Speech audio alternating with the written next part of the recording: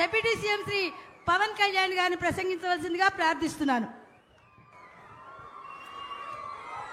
గౌరవ ముఖ్యమంత్రి శ్రీ నారా చంద్రబాబు నాయుడు గారికి,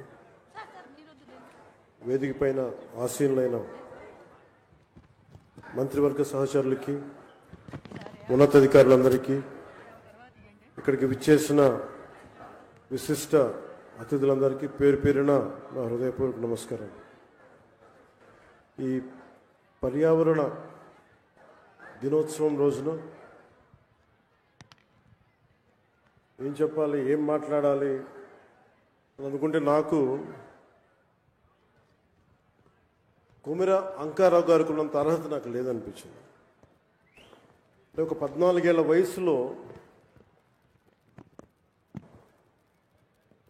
ఒక పక్షి చనిపోతే ప్లాస్టిక్ వ్యర్థాలు తిని దానికోసం ఎవరైనా సరే ఒక 3 దశాబ్దాలు కృషి చేస్తారా? 14 ఏళ్ల వయసులో ఎవరైనా ఏం ఆలోచిస్తారు? ఆడుతా పాడుతూ తిరుగుదామని, అటు ఇటు తిరుగుదాం అనుకుంటారు. కానీ పర్యావరణం గురించి ఆలోచించే స్థాయిలో ఉన్నారు అంటే ముందుగా కొమిర అంకారావు గారిని ఈ కార్యక్రమానికి విశిష్ట అతిథిగా పిలిచినందుకు మనస్ఫూర్తిగా అధికారులకి, వారిని ఇక్కడ రావడానికి స్ఫూర్తి కలిగజేసిన శ్రీ నారా చంద్రబాబు నాయుడు గారికి మనస్ఫూర్తిగా నా కృతజ్ఞతలు తెలియజేసుకున్నాను. ఒకసారి ఒక వ్యక్తి చాలా చిన్నగా ఉంటుంది, మనం ఏం చేయగలం అనుకుంటాం. నాకు ఆయన్ని గురించి చదువుతూ ఉంటే ఒక నల్లమల పరిరక్షణ కోసం ఆయన పడ్డ తపన, గత కొన్ని సంవత్సరాలుగా ఆయన కొన్ని దశాబ్దాలు 3 దశాబ్దాలుగా ఆయన చేస్తున్న కృషి చాలా ఇన్స్పిరేషన్ అనిపించింది.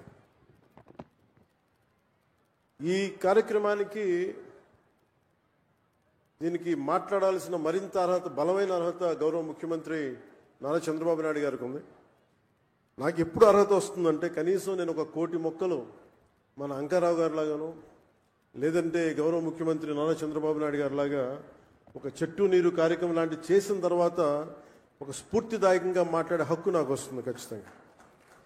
ఇప్పుడు దాకా నేను పర్యావరణం కోసం వ్యక్తిగతంగా చేశాను కానీ కొన్నిసార్లు, కానీ నాకు ఇప్పుడు ఈ అటవీ శాఖ కూడా పర్యావరణం 2 నా దాంట్లో ఉన్నప్పటికీ నేను వచ్చే సంవత్సరం ఇదే రోజుకి కనీసం ఒక 1 కోటి మొక్కలు నాటి, అలాగే ఫారెస్ట్ ఫైర్స్, అడవిలో కార్చిచ్చులు కనుక ఆపగలిగి, ఇందాక మన అంకారావు గారు చెప్పినట్టుగా, కొమిర అంకారావు గారు చెప్పినట్టుగా ఆపడానికి తీసుకుపోయి అక్కడ గడ్డి కోసం కాలుస్తూ ఉంటారు.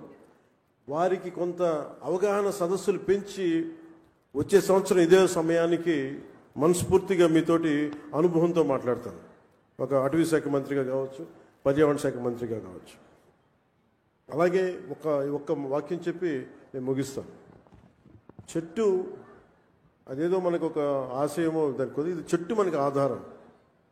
కేవలం పక్షులకి వీటికే కాదు, ప్రతి ఒక్కరికి చెట్టు లేని జీవితాన్ని ఊహించుకోండి. ఇదివరకు మనం పెరిగేటప్పుడు ఒక 30 సంవత్సరాల క్రితం ఎవరన్నా మా ఇంటికి వెళ్ళాలి అంటే అక్కడ పెద్ద మర్రి చెట్టు ఉంటుంది.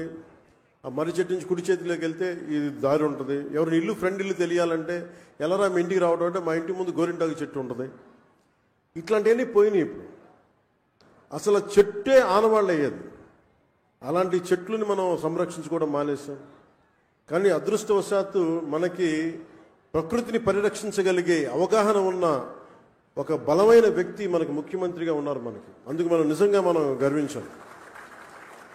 ఈరోజు మా అందరికీ కూడా ఆయన ఇచ్చిన టార్గెట్స్, ప్రతి చోట 33% ఉండాలి ఫారెస్ట్ కవర్ అంటే, మా అందరికి ఇచ్చిన టార్గెట్ ఒక 50% ఆంధ్రప్రదేశ్లో ఉండాలి. ఆంధ్రప్రదేశ్ తలమానికంగా ఉండాలి.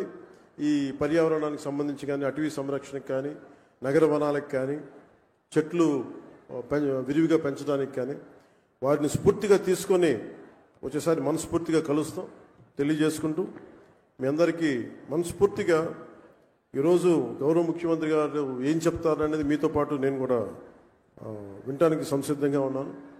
వారిచ్చే సూచనలు, సలహాలు తీసుకుని వచ్చే సంవత్సరం ఆయన మీద మనం పెట్టిన బాధ్యతని బలంగా నిర్వర్తించి ఆయన మెప్పు పొందేలాగా మనందరం ముందుకెళ్ళాలని మనస్ఫూర్తిగా కోరుకుంటూ సెలవు తీసుకున్నాను. జై హింద్. ధన్యవాదాలండి. ఇప్పుడు